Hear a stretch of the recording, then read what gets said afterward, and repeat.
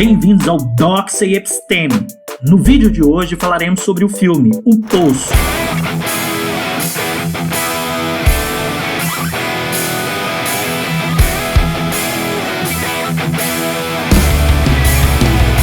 Existem três tipos de pessoas: as de cima, as de baixo e as que caem.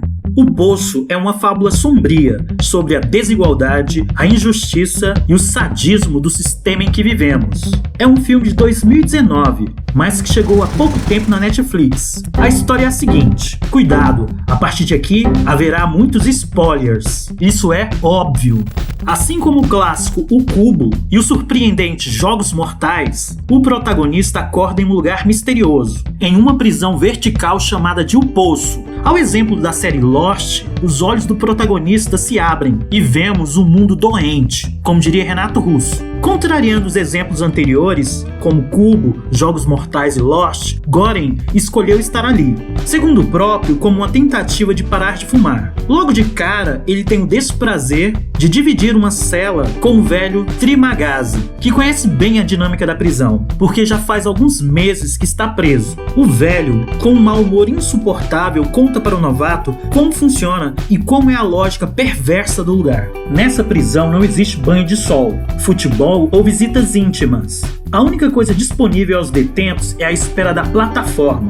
Essa é a grande novidade do filme, uma plataforma de comida que se move de cima para baixo entre os 333 andares todos os dias. Nosso protagonista e seu companheiro de cela, Trimagazi, estão no nível 48 do poço. Isso implica que eles precisam aguardar que 94 presos dos andares acima se alimentem para que possam comer os seus restos. Os alimentos são preparados no nível 0. O luxuoso banquete fica em todos os níveis por apenas 2 minutos, antes de descer para o próximo. Se algum preso tenta guardar comida, recebe imediatamente uma punição. O seu andar começa a ficar insuportavelmente quente ou frio.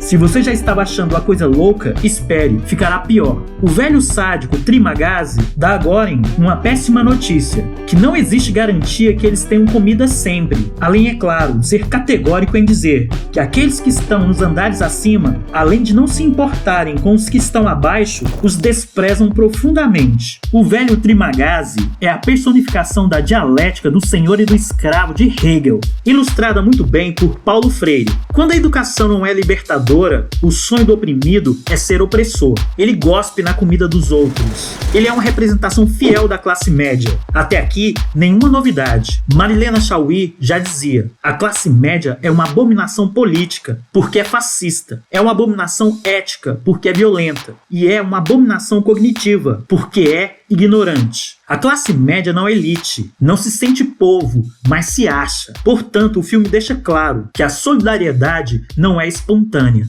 A administração do poço troca de forma aleatória os lugares das duplas a cada 30 dias. O que pode ser uma bênção ou uma maldição. Quem está no nível acima pode descer, e quem está no nível abaixo pode subir. Essa roleta russa de sorte e azar faz os prisioneiros viverem as mais insanas situações. Tudo no filme parece um pesadelo. Goren leva para a prisão o livro Dom Quixote. Seu livro é a sua arma.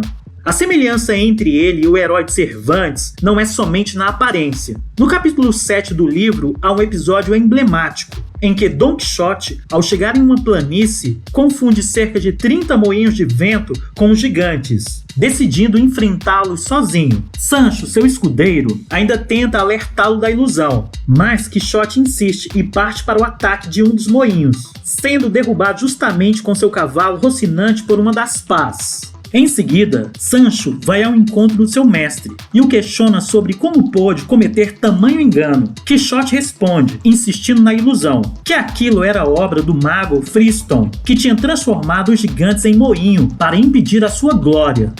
Esse episódio é a origem da expressão lutar contra moinhos de vento, no sentido de atacar inimigos imaginários ou de realizar esforços em vão, o que deu origem ao adjetivo quixotesco, ou seja, um ser ingênuo, romântico, um tanto desligado da realidade, que age impulsivamente e que luta por utopias.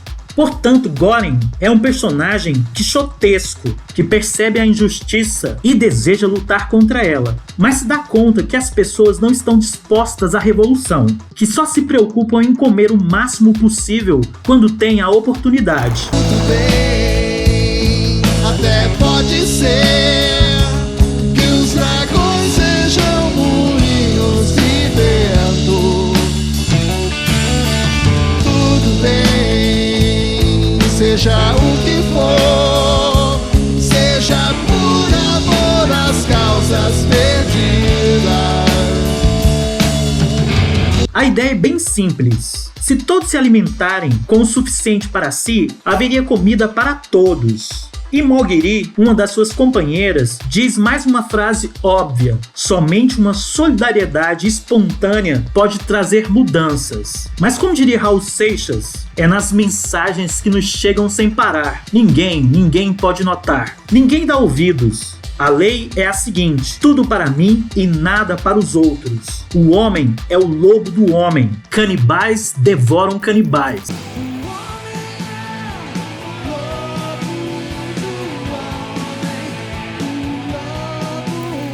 Como no inferno de Dante, a cada círculo do inferno, o terror se intensifica. De fato, para assistir O Poço, é preciso ter um estômago forte para conseguir testemunhar tudo que os seres humanos podem fazer em defesa do egoísmo. O filme fala sobre a questão de classes e apresenta o comunismo como solução. A crítica à sociedade de consumo, através da publicidade da faca, que fica cada vez mais afiada à medida que é utilizada, é óbvia. O discurso de que um símbolo da resistência é necessário é óbvio. O ensinamento de que a violência só é utilizada pela revolução quando o diálogo não funciona é óbvio. Que o sistema é injusto é óbvio. A obviedade é elevada ao seu máximo. O capitalismo precisa parar e pensar. Talvez essa pandemia o obrigue a isso. O lema "eu prefiro a destruição do mundo a um arranhão no próprio dedo" ou "a economia em primeiro lugar, depois as vidas humanas", o discurso de que parar o trabalho levará o país ao abismo começou quando a escravidão foi questionada no Brasil. Os senhores de escravos acreditavam que o fim da escravidão arruinaria completamente a economia do país. Se nós olharmos para o número de casos do mundo, são 300 mil casos de coronavírus no planeta inteiro. São 15 mil mortos. É uma pena que não houvesse nenhum morto. Ninguém consegue lidar com pessoas morrendo. É muito triste, não tenho dúvida disso. Mas 15 mil mortos para 7 bilhões de habitantes é um número muito pequeno. Oi pessoal, estou passando aqui para dizer que eu sou totalmente contrário a esse lockdown que nós estamos tendo no Brasil. O Brasil não pode parar dessa maneira, o Brasil não aguenta. Tem que ter trabalho, as pessoas têm que produzir, têm que trabalhar. O Brasil não tem essa condição de ficar parado assim. As consequências que nós vamos ter economicamente no futuro vão ser muito maiores do que as pessoas que vão morrer agora com o coronavírus. Oba, ok. Se perder o emprego, podem demorar de 5 a 10 anos para conseguir um novo emprego. Para mim, Luciano, é muito simples, né? Quando eu vi a situação feia, eu cancelei os pedidos. É muito simples. E vou ter dinheiro para pagar tudo o que eu comprei. E vai me sobrar dinheiro. O Poço estabelece um diálogo com o curta brasileiro Ilha das Flores, de Jorge Furtado, e também com o Expresso do Amanhã. Além, é claro, do premiadíssimo Parasita. É evidente que, em termos técnicos, O Poço é muito inferior aos outros filmes citados, mas não fica atrás no que diz respeito à história.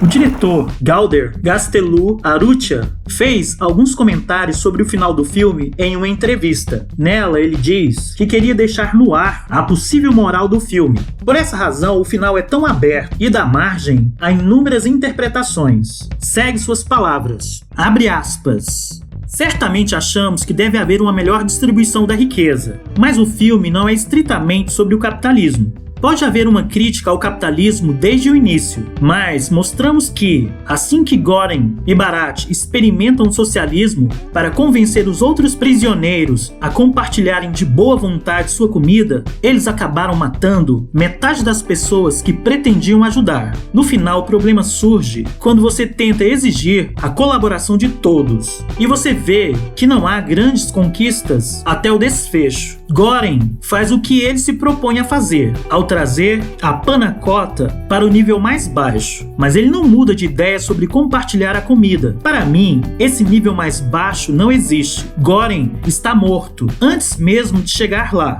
Essa é apenas a sua interpretação do que ele sentiu que tinha que fazer. Segundo o diretor, sobre a luz que surge junto ao personagem no final, isso revela claramente que ele está morto. Fecha aspas. Seja como for, em tempos de quarentena, o filme nos traz uma grande questão filosófica. Talvez o problema não seja o Covid-19. Talvez o problema seja o egoísmo humano. Muito obrigado a você que assistiu o vídeo até aqui. Caso tenha gostado, dê um like, assine o canal e compartilhe com os amigos. Forte abraço e vitória sempre!